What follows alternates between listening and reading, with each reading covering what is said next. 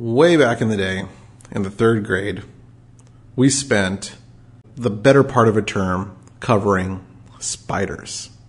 As part of our class project, we were supposed to go out and collect spiders, put them in jars and bring them to school. Each student was to do this. Being the diligent student that I was, I went out promptly, found a spider, put it in a jar, and brought it to school. After all the students had collected their spiders, we were given forms to fill out to detail our spiders. What color is it? How many legs does it have? And so on. Now, I know that spiders are supposed to have 8 legs. I knew that then. I knew that before then. It's just one of those things you figure out. Insects have 6 legs. Arachnids have 8 legs. Now, I'm sure I learned many things about spiders in this particular time period, but one of them was not how many legs they had. I was going through my list, detailing my spider. What color was it? Brown. How many legs does it have? Now, I didn't just write down the answer.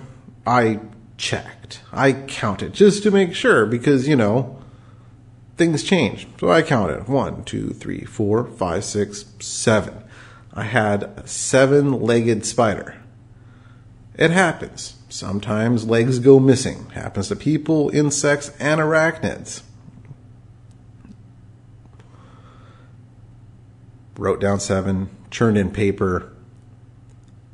Paper was graded, came back, big old fat failure because I had wrote down 7 legs. And spiders have 8 legs.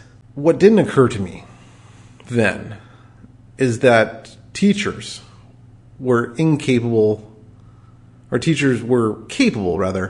of being able to make mistakes. And that they weren't omnipotent, and that their information that they deliver can be challenged. And sometimes it should be. This is one of those times. I didn't realize this. I was in 3rd grade. I went home, explained this to my mother, was just devastated because I knew I was right. I counted my spider's legs. I'm in the 3rd grade. I can count to 7. I can count to 8 if I had to. And she's like, well, it's no big deal. Just go show your teacher your spider and she'll fix it for you. And I'm like, and this was news to me, the fact that I could interject. So I went back to school, showed my teacher, my 7-legged spider. She counted, and she apologized and changed my grade promptly. It wasn't that big of a deal. But this is when I learned that you have to challenge authority when it's necessary. Lessons of when you're supposed to and when you're not come much later in life. But you should question. You should double check.